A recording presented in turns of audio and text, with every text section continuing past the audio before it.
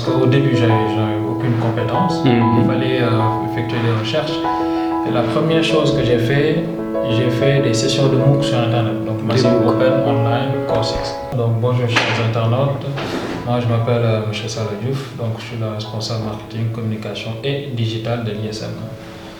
De l'ISM, qui, je rappelle, est une école de formation professionnelle de niveau supérieur. Exactement. D'accord. Vous êtes responsable, vous dites?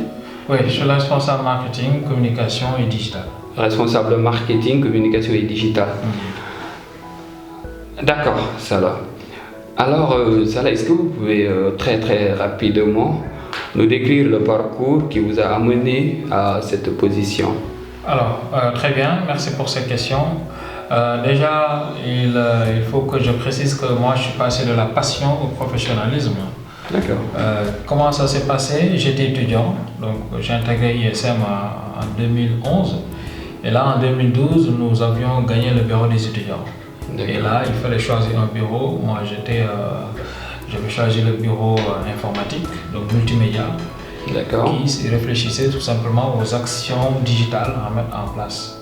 Et moi, comme j'aimais beaucoup surfer sur Internet, être sur Facebook, Twitter, donc là, j'ai créé un groupe qui constituait que d'étudiants ISM dans le but de les rassembler sous forme de forum pour discuter, échanger sur les actus de l'ISM, s'entraider sur certains modules, vraiment apporter une cohésion à travers le digital. D'accord?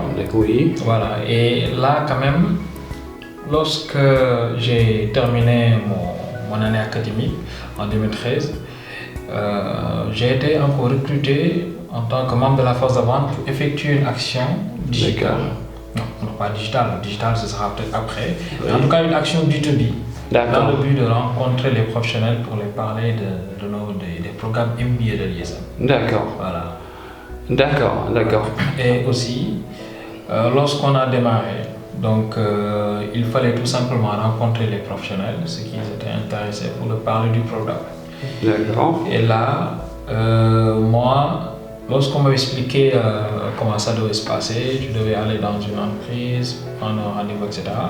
J'ai dit que pourquoi pas tenter le digital, sachant que ceux qui sont en entreprise ont forcément Facebook, un compte Facebook ou bien un compte Instagram ou Twitter. À cette époque? Voilà, à cette époque. En 2013. Ouais, en 2013. Non, j'ai terminé en 2013, c'était plutôt en 2014. En 2014. Donc, en 2014. Et 2 mois après, j'ai effectué mon action digitale. Pendant ce temps-là, les autres allaient dans les entreprises, prenaient des rendez-vous, etc. Oui. Et lorsqu'on nous évaluait pour voir le nombre d'inscrits, visiblement j'étais classé 3e sur 10, ce qui a attiré l'attention de tout le monde. Ils ne comprenaient pas pourquoi j'ai eu ce résultat, en sachant que je ne m'étais pas déplacé. D'accord. Et voilà, et c'est là que tout a démarré, que l'intérêt avait suscité leur attention, etc. D'accord. Donc, si je comprends bien, tout est parti d'un groupe sur Facebook vers 2000, vous disiez? Vers 2011. Vers 2011. Ouais. À cette époque, il n'y avait pas beaucoup d'internautes. Non. Donc, vous étiez déjà intéressé en la chose. Exactement. D'accord, très bien. Après, ça en est suivi d'autres événements qui ont fait que l'établissement qui vous a formé a porté son choix sur vous en tant que chef de département communication, marketing et digital. D'accord, très bien. Alors ça, pour la deuxième question, j'aimerais que vous nous expliquiez quelles sont les compétences. Bon, on doit noter déjà qu'il y a l'utilisation des réseaux sociaux pour la promotion. Quelles sont les compétences que vous utilisez aujourd'hui et quelles sont les plus utilisées parmi ces compétences clés? Moi, je pense que déjà, il faut développer la passion. C'est-à-dire, le digital est tellement exigeant, il faut que vous soyez passionné, c'est comme les mathématiques. Il faut passer beaucoup de temps là-dessus. Parce qu'il y a toujours quelque chose à apprendre. Et les compétences que je dirais qui m'ont un peu aidé, c'est plutôt par rapport à la création de contenu. Par rapport à la création la création de contenu, parce qu'au début, j'avais aucune compétence. Il fallait effectuer des recherches. Et la première chose que j'ai fait des sessions de MOOC sur Internet, donc Massive Open Online Courses. Massive Open Online Courses. Vous pouvez taper sur Internet. D'accord. Voilà. Là, c'est une mini formation de la chose, de la profession en fait du community management. D'accord. Voilà, donc il fallait réellement comprendre de quoi il s'agit, qui sont les clients, comment ils utilisent Internet, comment faire pour les atteindre, etc. D'accord. Voilà. D'accord. Et là, j'ai développé une compétence par rapport à la création de contenu, qui est tout simplement la création de visuel. Donc, j'ai fait une formation en 2 semaines pour maîtriser l'infographie. L'infographie, d'accord. Je peux dire que c'est un aspect essentiel pour un community manager. Un community manager. Voilà. C'est-à-dire d'être autonome en termes de création de contenu, en tout cas visuel. D'accord. Ouais. D'accord. La deuxième compétence, c'est la création de montage de vidéos. D'accord. Voilà. Donc, qu'est-ce que ça veut dire? Si vous devez être digital manager, en tout cas, vous devez travailler sur le digital, vous devez en tout cas être autonome. S'il y a une publication, par exemple, à faire à 21h, vous faites votre visuel vous-même, vous n'êtes pas obligé d'attendre ou bien d'appeler l'infographe pour qu'il le fasse pour vous. D'accord. Ou bien vous prenez un petit film avec votre téléphone, vous faites un montage rapide et puis vous publiez pour les internautes. Parfait. Voilà. Parfait. Donc, je peux dire que c'est plus la création de contenu. La création de contenu. Voilà. Avec sous ces différentes formes. Voilà, que ce soit écrit, que ce soit en forme d'image, vidéo, entre autres. Exactement. D'accord. Je pense qu'on en est presque à la fin. Ouais. Alors, la troisième et dernière question sera quels sont les conseils que vous avez bien entendu, j'en ai beaucoup en tout cas appris. Okay.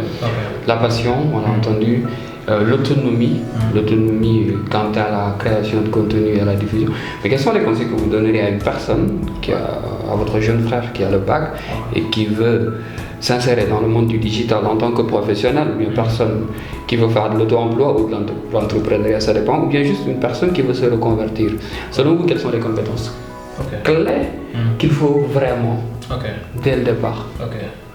Pour moi, il faut développer ce qu'on appelle le besoin d'apprendre.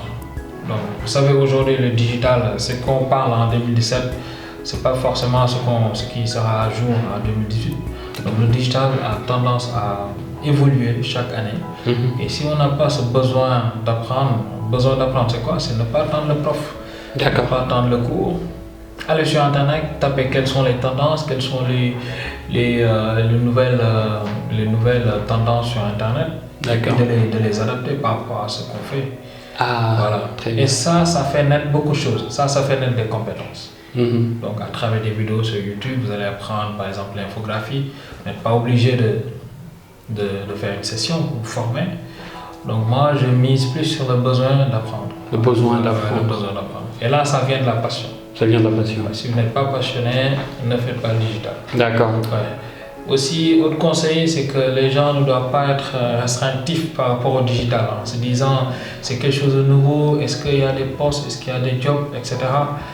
Ce que je peux leur dire, que moi-même, si je savais que j'étais même pas au courant, je ne pouvais pas être au courant à cette époque, c'est que grâce au digital, j'allais avoir un emploi. Ce n'est pas possible. Mais tout simplement, j'ai développé une passion qui m'a permis aujourd'hui de vivre la profession que je suis en train de faire. Donc pour moi, c'est la passion qu'on doit mettre en avant, tout simplement, pour arriver à ce qu'on espère devenir, c'est-à-dire un bon digital manager. Un digital manager, ok. Ou un social media manager ou community manager. Voilà, c'est ça. Dépendant du niveau et du rôle, tu vois. Voilà, c'est ça. D'accord. En tout cas, j'ai beaucoup appris et j'espère que ceux qui sont en train de suivre la vidéo en ont beaucoup appris ici. Alors, je rappelle que nous sommes à l'ISM et c'était un entretien avec Salah Diouf, chargé de communication et de marketing digital de ISM Thiès. C'était un plaisir et à très bientôt. Merci beaucoup. Merci beaucoup. Merci, au revoir. Merci.